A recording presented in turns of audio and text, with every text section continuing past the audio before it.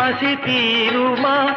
பொருள் பெற்றோர்க்கு அறிவின்றி புகழ் சேருமா? கற்றோர்க்கு பொருளின்றி பசி தீருமா? பொருள் பெற்றோர்க்கு அறிவின்றி புகழ் சேருமா? கற்றாலும் பெற்றாலும் பலமாகுமா? கற்றாலும் பெற்றாலும் பலமாகுமா? வீரம் காணாத வாழ்வென்றும் வாழ்வாகுமா? வீரம் காணாத வாழ்வென்றும் வாழ்வாகுமா? கல்வியா செல்வமா வீரமா?